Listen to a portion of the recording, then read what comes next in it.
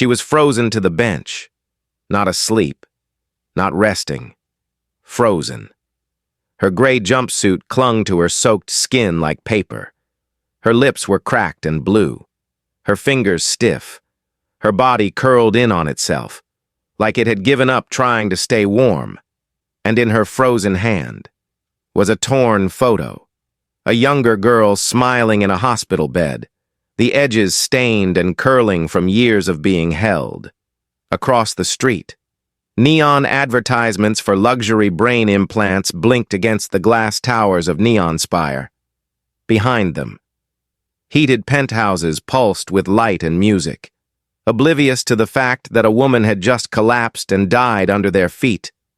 And the man who let her walk into that storm, the one who just fired her for being 7 minutes late, he was on his way to finalize a $500 million deal until he saw a crumpled shape in the snow and realized it was her, the maid, the one who used to adjust the AI lights in his penthouse, the one who made his espresso taste exactly the way he liked it, the woman he never once bothered to ask.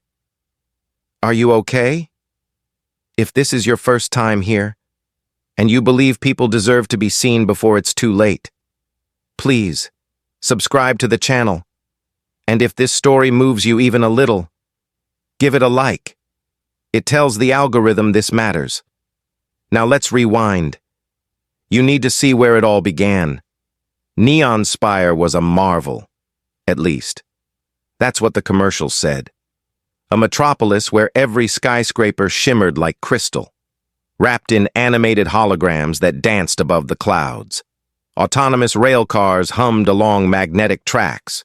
Drones zigzagged across the skyline like fireflies. And the air, at least up high, was always a perfect 72 degrees. But down below, the wind bit. The snow didn't melt. And if you weren't rich enough to buy warmth, you walked through the ice like everyone else, head down, collar up, hoping your boots would hold. The rich didn't take notice of the storm. Their apartments adjusted the weather indoors. Their jackets were lined with nanofiber heat. Their doors opened when they thought about leaving. The poor, though, they waited for stalled trains. And tonight, trains weren't running on time. Lila Voss was 29 years old, a maintenance worker for Neurosynth's CEO, Elias Kane, for 5 years. She had lived in the shadows of his success, calibrating his espresso machine, fine-tuning his hollow windows, syncing the temperature of his floors to his moods. She never missed a day, never spoke unless spoken to, never asked for more than her weekly pay and a few moments to check her phone on break. What no one knew, not Elias, not the AI security, was that Lila had been secretly living in the utility closet outside the penthouse's west corridor. It was barely big enough to stretch her legs, but it was warm, and every cent she saved went to her sister, Mira, who was fighting cancer in a crumbling rural clinic 5 hours from the city, and to her brother, Torin, who was barely hanging on to his spot in school. Rent? That was a luxury Lila couldn't afford. Comfort? That had been traded for survival long ago. Tonight, she was running. The mag train had frozen mid-tunnel. She waited. Then she walked. 2 miles in sub-zero winds. Her fingers had gone numb, but she pressed the elevator button like she always did. Clean, direct, on time. Only she wasn't. She was 7 minutes late. Inside the penthouse. Elias Kane didn't look up. "You're late," he said. His voice was even, emotionless. His back to the door. Lila bowed her head, snow dripping from her collar. She started. "No excuses." Elias cut her off. "Precision is non-negotiable. You're dismissed. Security has already been notified." He never turned around. Never saw the way her mouth trembled, or how her knuckles gripped the side of her uniform to keep from shaking. He didn't care. Elias Kane had somewhere to be, somewhere warm. Lila walked out without a word, not because she had nothing to say, but because she had learned, over and over, that people like her didn't get heard. She made it as far as Nexus Park. The rich passed through here on their way to dinners, galas, exclusive VR lounges. Tonight, it was empty. The storm had cleared it out, except for the benches. One of them glowed faintly, a solar-powered heating unit, still active beneath a layer of snow. She sat, or maybe collapsed. Her body sagged as her mind shut down, her legs gave up, her breathing slowed. She pulled out her sister's photo and held it against her chest, and for a few brief moments, she felt warm again. Not because of the bench, but because she saw Mira's smile, heard Torin's voice, remembered what she was fighting for, somewhere across town. Elias Kane stepped out of his vehicle. The system had glitched. Traffic halted. He had to walk 2 blocks through the park to reach his meeting. He grumbled as the wind hit his face, tugged at the lapels of his $1,000 thermal coat. Then he saw it, a shape on the bench. At first, he thought it was debris, some trash blown from the market. Then he saw the photo, the jumpsuit, the face, and for the first time in his adult life, Elias Kane felt something crawl into his chest that no algorithm could predict. Guilt. The storm hadn't killed Lila Voss. The system did. And he was the system. Elias Kane had never seen death before. Not this close. Not this personal. He stood motionless under the pale, flickering light of the Nexus Park path, staring at the woman curled up on the bench, her skin dusted with frost, her body frighteningly still. For a moment, he thought she was already gone. His breath caught. Not because he was cold. His coat's smart fabric thermal lining adjusted instantly to the chill, but because recognition hit him like a punch to the chest. That face, those fingers, that jumpsuit with the neurosynth maintenance patch still clinging to the shoulder. It was Lila Voss, the woman he fired only hours ago, the woman who never raised her voice, never once came to him with a complaint, and who now looked like a discarded shadow in the most expensive neighborhood in Neonspire. He dropped to one knee, the snow crunching beneath his polished boots. "Lila," he said, softly at first, then louder. "Lila!" Her head tilted slightly, but there was no answer. Her fingers clutched something, a photograph, stiff with moisture and worn at the edges. A younger woman smiled up at him from the image, pale and bald, lying in a hospital bed. For a long second, Elias didn't move, didn't breathe, because that picture, this frozen woman, didn't belong on a bench like this. Not in his city. Not after everything she'd done for him. Snapping back into action. Elias tapped the neural interface in his temple, triggering an emergency override. Drone medical response. Priority 1, location Nexus Park, northeast bench, he commanded. A soft beep confirmed receipt. His voice, usually smooth and controlled, cracked on the word priority. Within 90 seconds, 2 autonomous med drones buzzed into view from overhead, their red strobes cutting through the icy air. Hypothermic female, possible respiratory suppression, Elias relayed, gesturing to her body. Vitals dropping. Get her to NMC immediately. The drones began scanning, tiny arms whirring with precision as they hovered over Lila's form. He stepped back but couldn't take his eyes off her. The tech around him, the sensors, the stabilizers, the injectable thermal serum, worked flawlessly. Of course it did. His company had funded most of it.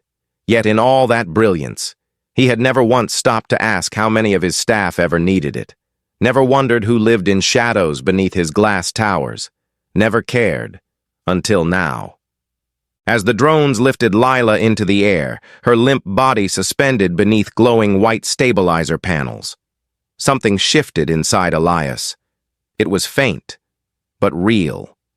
The cold that seeped into his gloves wasn't just temperature. It was guilt.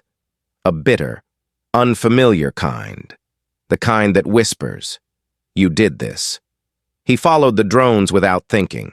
brushing snow from his lapel. He canceled his meeting, one of the biggest of his career, with a 3-word message to his assistant. Reschedule, medical emergency. When Jackson replied with a flurry of concern and logistical questions, Elias ignored them. Nothing else mattered now. Not the board, not the Neuralink expansion contract, not the shareholder call. Lila mattered, and she had mattered long before he noticed. At Neonspire Medical Complex, the city's most advanced hospital, Lila was rushed into critical care. The lobby's curved walls shimmered with soothing holographics, flowers blooming on demand, waves rolling over white sand, all meant to keep patients calm. But Elias wasn't calm. He sat in the observation suite overlooking the ICU, watching as robotic arms carefully removed Lila's soaked clothing, replaced it with heated compression fabric, and inserted a trio of plasma lines into her arm. Dr. Lena Quinn, a tall woman with salt-streaked hair and steel-gray eyes, entered without fanfare. "She has severe hypothermia," she said, getting right to the point. "Core body temp was 28.1 Celsius when she arrived. She's lucky she made it here alive." Elias didn't respond. His eyes stayed locked on the glass. "She needs time, and heat, and rest. But make no mistake, Mr. Kane, another 30 minutes out there, and you'd be looking at a body bag." Her voice wasn't cruel. It was just honest. The kind of honesty Elias hadn't heard in years. He nodded slowly, then asked, "Did she have an address on file?" Dr. Quinn tapped her datapad. "No. Her records list her work ID. That's it. No home address, no emergency contact, no recent insurance claims. It's like she lived off-grid." Elias closed his eyes. Of course. Of course she did. She had been right under his nose all this time, cleaning his AI systems, updating his smart windows, and when she left each night, he just assumed she had somewhere to go. But the reality was worse than he imagined. He saw flashes, moments he barely noticed at the time, the exhaustion in her eyes, the way she always carried a small thermos and never ate with the others, how she never requested time off, how she never spoke unless spoken to, how she once mentioned her sister's treatments in passing. And he brushed it off with a nod. He stood and moved closer to the glass. Inside, Lila's body now lay under a thermal mesh, her chest rising steadily. Her face, still pale, still bruised by the wind, looked impossibly young in the low light, and suddenly, all the numbers that had ruled his life, projected earnings, stock percentages, cost per chip, they felt hollow, worthless, he whispered, not even realizing it. "I failed her."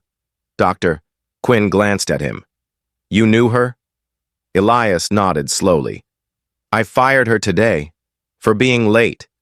He couldn't even look the doctor in the eye. "She was never late, not once, until tonight." For the first time in a long time, Elias Kane, billionaire, genius, visionary, felt like a fool, not because he missed a meeting, but because he never saw the people who made his empire possible. He turned toward Dr. Quinn, his voice hoarse. "Please, do whatever she needs. Spare no expense." The doctor gave a faint nod. "She's lucky. Someone cared in time." Elias looked away. "No," he said softly. "She's not lucky. She's strong. I'm the one who's late." The beeping was steady, soft, measured. Machines glowed quietly in the corners, casting pale blue light across the transparent walls of the ICU suite. Everything felt precise, controlled, cold in a clinical way, like the city outside. But nothing about Elias Kane felt controlled anymore. He stood just outside the room, arms folded across his chest, watching Lila Voss through the glass as if trying to piece together a human puzzle he had never bothered to examine before. Her body, still frail and wrapped in a heated mesh cocoon, lay motionless beneath layers of biogel blankets and automated monitors. Thin tubes ran from her arms and into sterile fluid chambers beside the bed. Her hair, usually tucked under her work cap, spilled loosely over the pillow. She looked younger, vulnerable, and nothing like the invisible woman he'd passed in the hallway every day for the last 5 years. The truth was unbearable. He had seen her hundreds of times, spoken to her maybe twice. Not once did he ask where she went at night. Not once did he stop to wonder why she looked so tired. Now she was here, fighting for her life in the most advanced medical center in the city, and he was the reason. He hadn't pushed her into the storm, but he'd opened the door and let it take her. Doctor. Lena Quinn entered the room again, quiet as ever, her footsteps muffled by the soft tiling. "We've stabilized her core temperature," she said, glancing at the display on her tablet. "But the damage is deeper than we thought. Mild frostbite in both hands. She'll recover. But it'll take time. She'll be weak for a while." Elias nodded, but didn't look away from the glass. "Did she say anything? When she came in?" The doctor shook her head. "No, she was barely conscious, just clinging to that photograph." She paused. "You said she worked for you?" He exhaled slowly, as if confessing. "Yes, in maintenance. She was exceptional, quiet, precise, reliable." The words felt hollow now, like an afterthought. "She was never a problem. She never made noise, and I never paid attention." Dr. Quinn studied him for a moment. "She lived in a closet, didn't she?" Elias blinked. "What?" The doctor tapped her screen again. "We ran a scan on her biometrics. No sleep pattern consistent with residential living, no address on file, no digital lease. She's been off-grid for nearly a year. I've seen it before. Workers who can't afford rent, so they live inside the buildings they serve. Utility closets, storage bays, cleaning bays. They hide, they work, they vanish, and the city never notices." Her voice didn't carry judgment, only fact. But Elias still felt like the words had been hurled like stones. He stepped back from the glass, one hand on his chest, trying to hold something in place that had already cracked. His neural interface pinged. Another call from the board. He ignored it. Again. The fifth one since this morning. A message from Jackson blinked into his field of vision. "Investors nervous. Media picking up the drone photo. You need to respond." But Elias didn't move. The image of Lila on that bench, her body curled like a question mark, her hands blue with cold, was burned into his mind.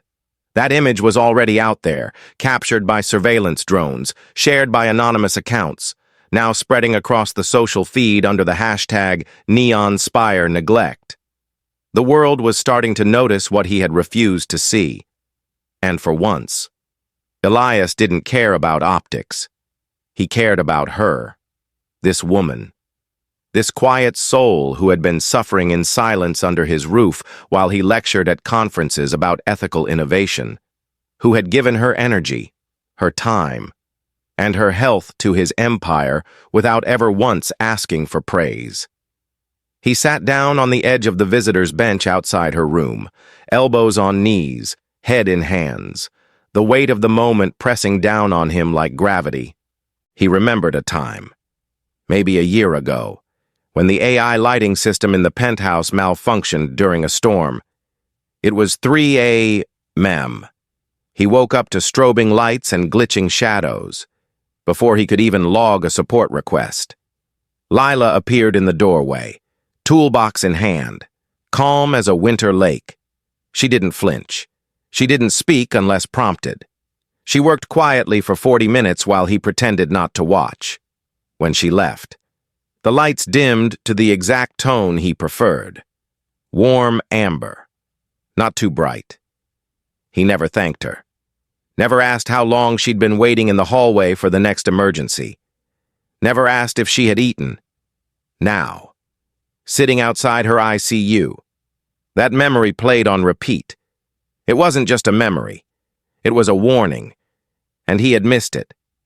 He stood again, paced the corridor like a man waiting for news he didn't deserve. Then, finally, he turned to Dr. Quinn and said, "I need to find her family." The doctor raised an eyebrow.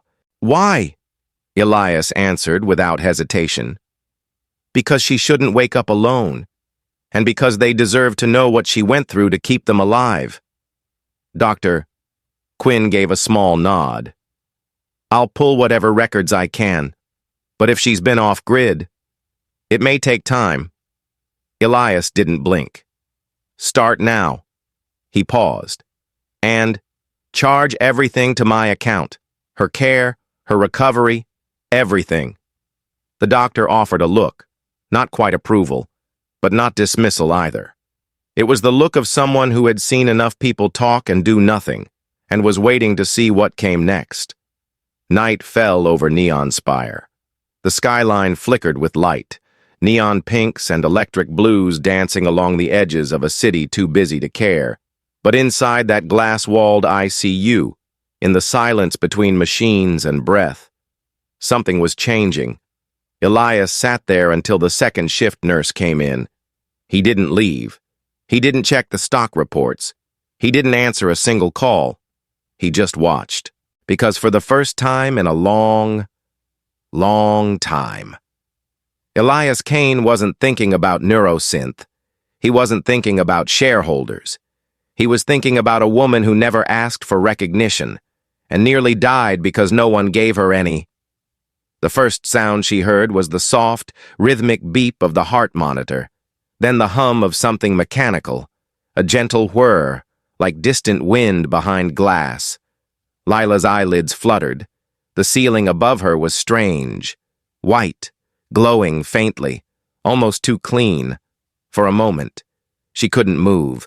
Her limbs were heavy, wrapped in a warm pressure that felt foreign, like being swaddled underwater. She blinked again. The light stung. Her lips were dry. Her throat ached. Everything hurt. Then, movement. A figure came into focus. A tall man in a charcoal coat, standing at the side of her bed. Not a nurse, not a doctor. His eyes were red-rimmed, like he hadn't slept. His voice, when it came, was low and hesitant. "Lila?" Her eyes narrowed. She knew that voice. Her heart jolted, even before her mind caught up. "Elias," she rasped, her voice barely audible. "Why are you here?" He stepped closer, cautiously, like approaching a wild animal he didn't want to spook. "You collapsed in the park. I found you," he said. "You've been here 2 days. In recovery." Lila turned her head away slowly, grimacing. "You fired me," she whispered, "for being late." The room fell silent except for the machines. "I know," Elias said softly. "And I was wrong." He pulled the chair closer but didn't sit. "You don't owe me anything, but I need to say this." She didn't look at him. Her gaze stayed fixed on the wall, distant and cold. "I was late one time," she said, her voice stronger now, though it trembled. "One time." Elias swallowed hard. "I remember. I ran through a blizzard," she continued. "I hadn't slept in 2 days. I was behind on Mira's medication. The payment window closed at midnight, and I had to transfer from an unsecured terminal. Then the mag train stalled, and I ran the last mile." Her hand twitched weakly. "I made it. 7 minutes late, and you didn't even ask why." Elias lowered his head. "No, I didn't." The words sat between them like weight. "I never asked you anything. Lila, not once. I never noticed what you carried, what you sacrificed. And now, I can't stop seeing it." She closed her eyes. "Do you know how much I made? After taxes, rent, and clinic transfers? He shook his head, barely breathing. 460 credits. A month, she said. I lived in a closet, ate one meal a day. I slept sitting up. I didn't even tell my sister. I wanted her to believe I was okay. Her voice cracked. Not from drama, but exhaustion. I gave you everything I had. My body, my silence. And when I asked for nothing, you took what little I had left. Elias finally sat. Slowly, like the chair itself might reject him. I know I don't deserve your forgiveness, he said.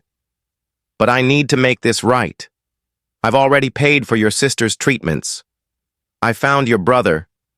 He's safe. They're coming tomorrow to see you. Lila's eyes opened, slowly, and for the first time. She looked at him, not as her boss, but as a man.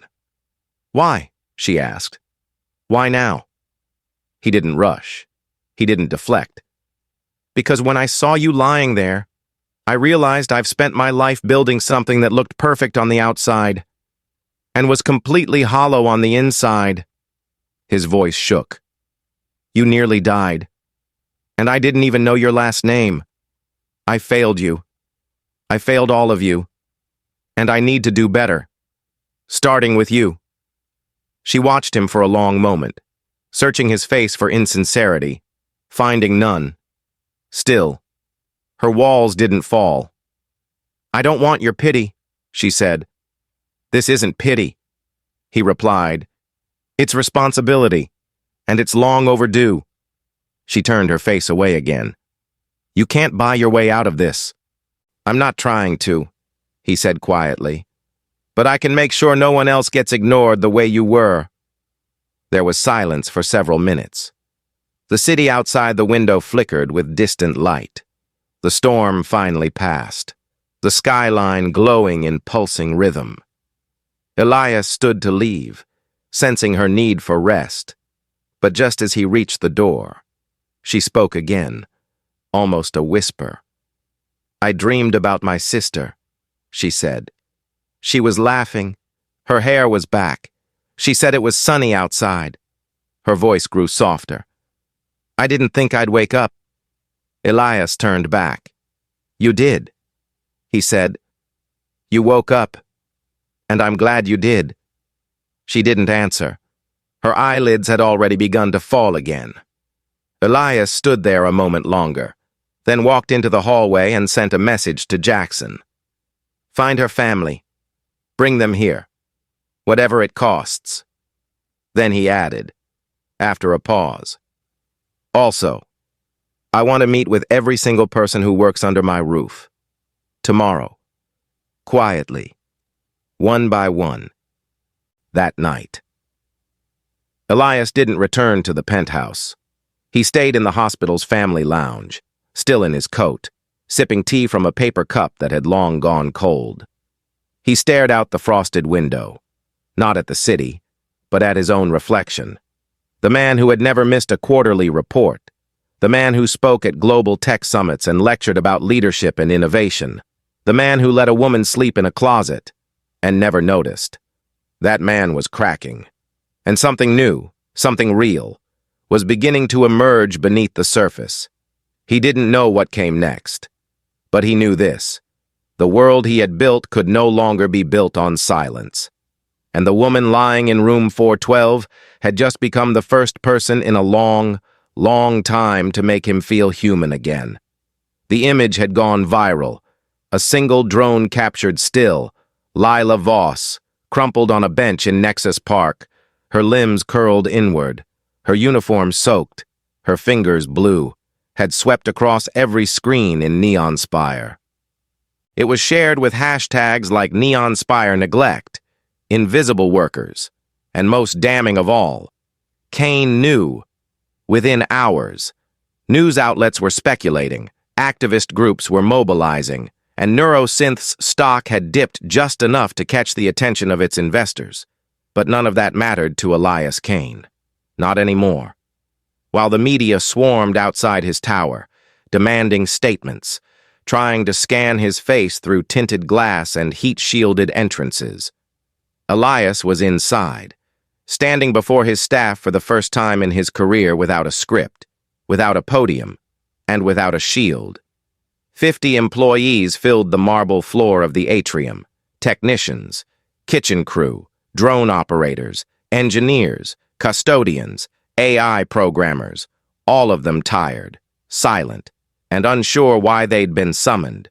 For a brief moment, Elias just stood there, hands in his coat pockets, eyes scanning the faces of people he had once walked past without seeing.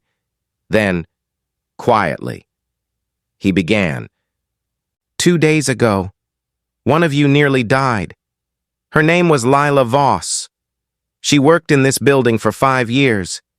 She maintained our systems, fixed your errors, kept our tech from crashing in the middle of the night. She lived inside a closet. She ate once a day. She sent every spare credit to her sick sister, and I never noticed. I never asked. The room was still. No one moved. That failure is mine, he said, voice firm but hollow. I built a company that values performance, but not people, speed, but not stories. I fired Lila for being 7 minutes late. 7. And then I found her unconscious in the snow while I was on my way to sign a deal worth 500 million credits. He paused, looked down, let the weight settle. I am ashamed of what I've allowed to happen under my own roof. He continued. And I promise you, that ends now. He lifted his head, his voice steadier. Starting today, every full-time employee of Neurosynth's core tower will receive a 5,000 credit wellness bonus. You will also receive 2 weeks of mandatory paid leave. No questions asked. Housing stipends are being reviewed and will be increased. And every single employee in this building will be offered a one-on-one meeting with me, or my assistant Jackson, to share what needs to change. No AI filters, no performance scoring, just your words. Unfiltered, unmonitored, human. A few faces in the crowd shifted, not openly emotional, but something flickered behind tired eyes. Skepticism mixed with curiosity.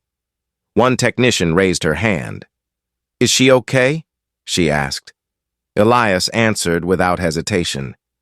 She's alive. She's recovering at Neonspire Medical. Her sister and brother arrive tomorrow. Someone else whispered. She lived here? Elias nodded. In a closet. For 8 months. Because I didn't pay attention. Because we didn't make it safe to be seen. When it was over, he didn't expect applause. He didn't want it. And none came. But as the crowd dispersed, a few paused. Some looked him in the eye for the first time. A young programmer named Reza simply nodded. One of the janitors. A quiet woman named Marta handed him a small note that read, She helped me fix the sleep unit last year. Never told anyone. Just did it.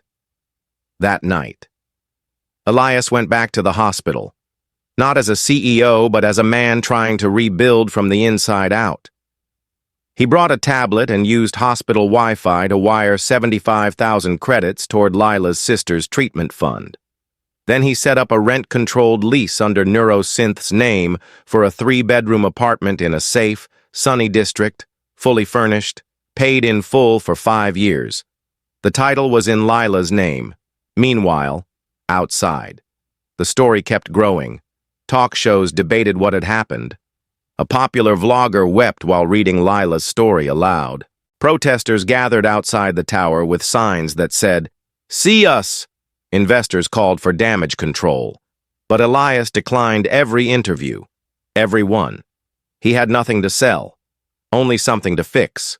Late that evening, as the sun disappeared behind Neonspire's glass skyline, he returned to the hospital's west wing. This time, he didn't stop at the ICU. He walked past it and into the guest suite that had just been prepared. Sunlit, warm, with real flowers. hand-picked by Jackson, sitting in a vase by the bed. Lila had been transferred here hours earlier. She lay half awake now, drowsy from medication but aware. "You're back," she murmured, her voice softer than before, but less brittle. Elias smiled faintly. "I told you I would be." "You always say that in press conferences," she said dryly.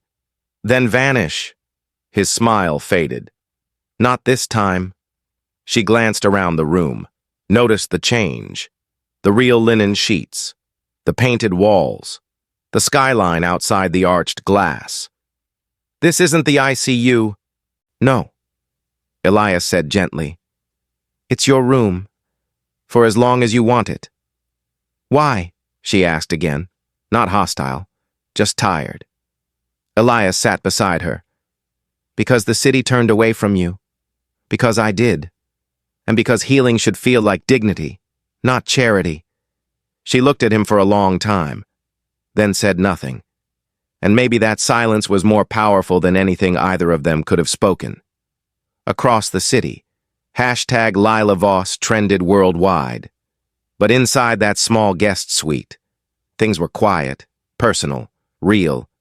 She lay back, her breath steady now, her hands warm. And Elias Kane, billionaire, tech mogul, architect of modern neural intelligence, sat quietly at her bedside, not to fix her, but to finally see her. The sun broke through the clouds for the first time in days, casting a soft amber light across Neonspire's glittering skyline. In the corner guest suite of the medical complex, LilaVoss sat upright for the first time, her back cushioned by firm pillows, her legs covered in a light blanket. The warmth on her skin felt foreign but comforting. Across from her, the floor-to-ceiling window offered a breathtaking view of the city. The magnetic rails gliding past towers of glass, drones weaving like silver birds across the sky. She watched them without envy, without resentment, just quiet observation. For the first time in years, she wasn't racing a deadline. She wasn't fixing a machine in silence. She wasn't hiding. She was resting. And in that stillness, something was beginning to return. Her voice, her presence, herself. A gentle knock broke the silence. Elias stepped in, carrying a thermos and 2 cups. "You said once you liked cinnamon tea," he said simply. Lila raised an eyebrow. "I said that in the elevator, over a year ago." "I remember now," he replied, setting the tray on the table. "I didn't listen before. I'm trying to now." She nodded slowly, took the cup. The warmth traveled through her fingers. "So," she said, after a long pause, "what now? You give me tea and think it's all forgiven?" He didn't flinch. "No, I don't expect forgiveness. I just wanted to ask if you'd talk with me. About anything. Or nothing. No pressure." She looked at him for a moment, studying his face, his posture, the absence of ego in his voice, and then gave the smallest shrug. "You're here. So talk." They sat together by the window, not as CEO and employee, but as 2 people who had come from very different worlds and met at the edge of collapse. Elias told her things he hadn't told anyone in years, how his father died in a factory explosion when he was 12, how his mother cleaned biotech labs until her hands cracked from the chemicals, how he swore to himself that he'd never be poor again. "I built walls around me," he said quietly. "I thought that was strength. Turns out, it was fear." Lila listened, not out of politeness but curiosity. She had never imagined Elias Kane had come from anything less than perfection. But now, sitting across from her in rolled-up sleeves and tired eyes, he looked real, human. When he asked about her sister Mira, Lila's voice softened. "She's stubborn," she said. "Stronger than me. If I'm honest, she never let me see her cry. Not once." Elias nodded. "Torrens her younger brother, right?" Lila smiled faintly. Yeah, 17. Loves anything with wires. Probably could have designed his own drone by now if we had the money. Elias pulled a tablet from his coat pocket and placed it in her lap. The screen lit up with documents, enrollment forms, housing contracts, medical transfers. Your sister and brother moved into a new apartment yesterday. 3 bedrooms, safe district. Their names are on the lease, fully paid for, and Mira's treatment has already started. Dr. Quinn personally approved the facility. Lila blinked. Her mouth opened, but no sound came out at first. You didn't have to. I know. Elias interrupted gently. But I did. Not as a favor, not as guilt, because they matter, and because you do. There was a silence after that, heavy but not uncomfortable. Then Elias leaned forward. I want to offer you something else, he said. A role, a real one, not cleaning floors, not fixing machines in the shadows. Lila narrowed her eyes. What kind of role? Director of Employee Welfare, he said. Company-wide, all 20 neurosynth facilities. Salary, 120,000 credits. Full authority to audit internal culture, wages, housing policies. No filters, no chain of command. You report directly to me. Lila froze. Why me? He didn't hesitate. Because you lived it. You saw what I never did. You survived it. You earned it. She stared at him. The offer sitting between them like a bridge she wasn't sure she could walk across. This isn't pity? She asked softly. No. He said, this is purpose. I'm not asking you to take it today or tomorrow. I'm just telling you it's yours if you want it. She leaned back slowly, letting the idea settle. After a long pause, she said, I'm not ready to say yes. Not yet. Elias nodded, standing. Then I'll wait. And if you say no, I'll respect that too. But just so you know, change is already happening, with or without the title, because of you. Before he turned to leave, Lila spoke again. If I do take it, I don't want flowers in the lobby. I don't want posters or branding campaigns. Elias smiled faintly. What do you want? She looked out at the city. I want every worker to know their name matters more than their badge ID. Later that afternoon, Mira and Torin arrived at the hospital. When Lila saw them walk through the door, Mira wrapped in a warm gray coat, Torin clutching a tablet he had clearly been programming during the ride. Something inside her cracked open. She reached out with trembling arms, and they both rushed to her side, wrapping her in laughter and tears. It was the first time in years that Lila had cried without shame. Elias stood back, watching the reunion quietly, and for once, he didn't feel the need to control the moment. He just let it be. That evening, as the city lights returned to full glow and the storm officially cleared, Elias sat in the neurosynth boardroom and announced sweeping labor reforms.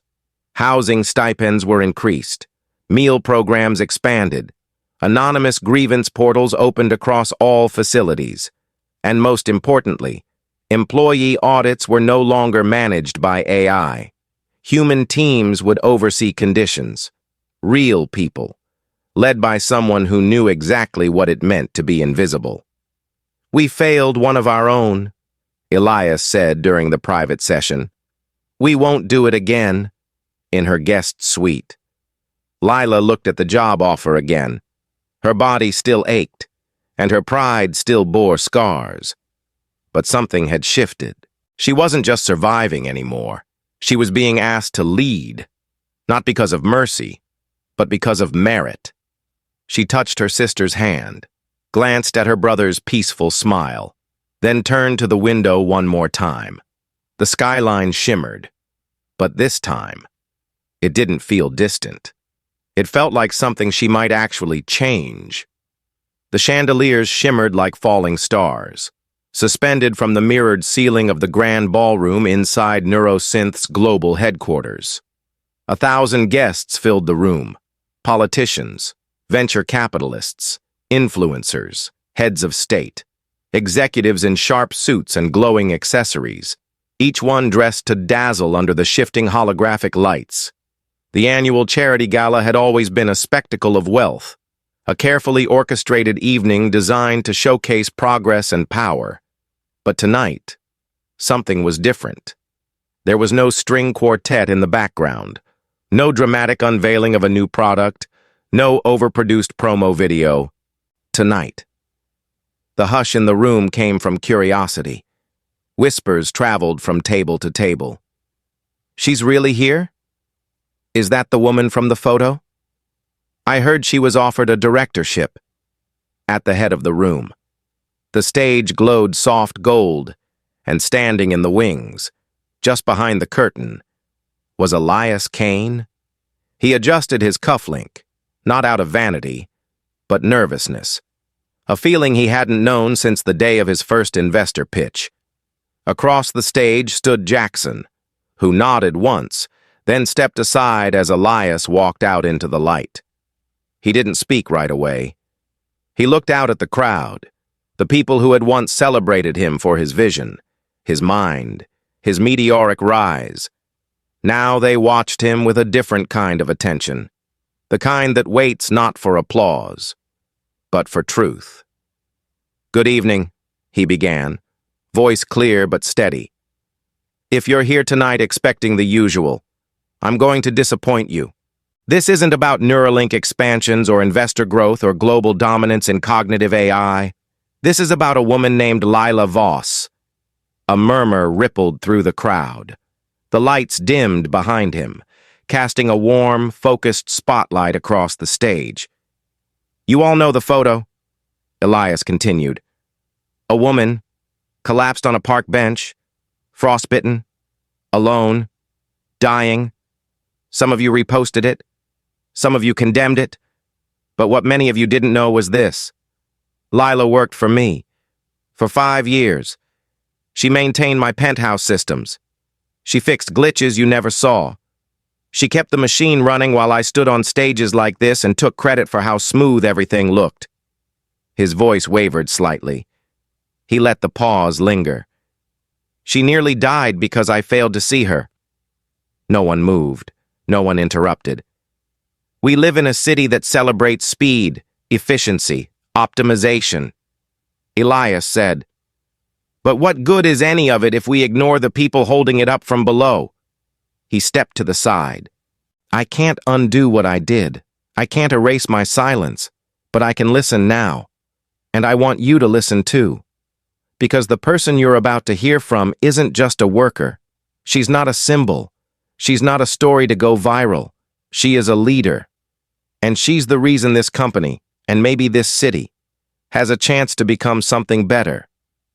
The room turned as the curtain lifted on the opposite side of the stage.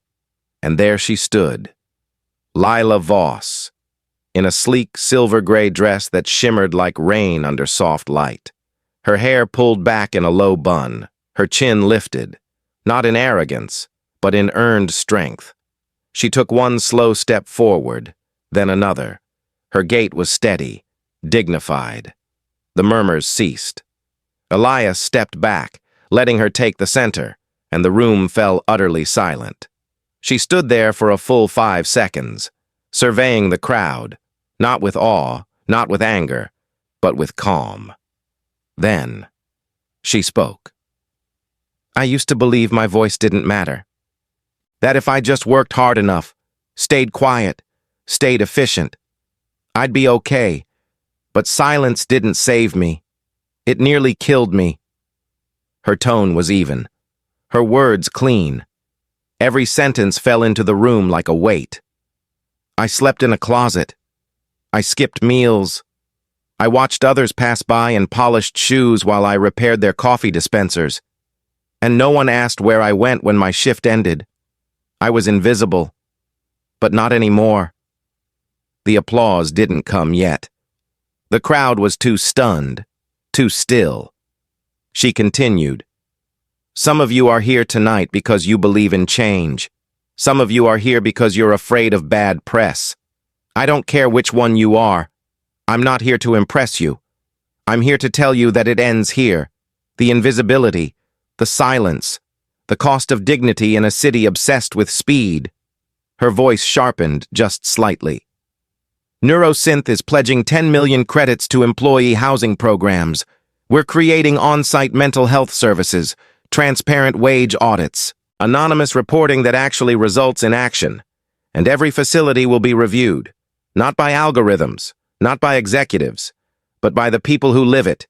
And if that makes some of you uncomfortable, good. Then she paused, looked out again, softer now. I don't want statues. I don't want speeches.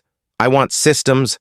I want the girl who's mopping the floor at midnight to know she matters as much as the man with a name on the wall. A beat. And I want her to know that the next time she's late by 7 minutes, someone will ask if she's okay. A hush held for just a moment longer. Then, slowly, steadily, the room erupted in applause. Not polite, not performative, but full, raw. Some guests stood. Others wiped their eyes. Jackson glanced toward Elias, who stood off to the side, unmoving, his face unreadable, until he finally smiled. Not the smile of a mogul, but of a man who had finally done something that mattered, after the gala. Lila stepped off the stage and found Mira and Torin waiting near the elevator. Mira embraced her with quiet pride, and Torin simply whispered, "You looked like yourself up there."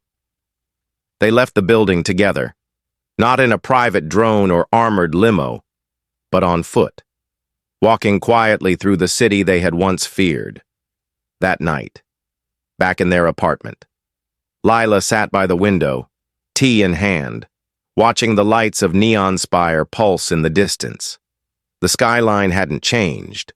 The towers were still made of glass and steel, but something had shifted. Something inside her. She had been forgotten. She had nearly died. But now, because she spoke, because she refused to vanish, she had become a light in the dark for others still waiting to be seen. Thank you for watching this story. If it moved you, even just a little, please like the video and subscribe to the channel for more stories that speak to the heart. We appreciate you being here. Until next time, take care, stay kind, and we'll see you soon.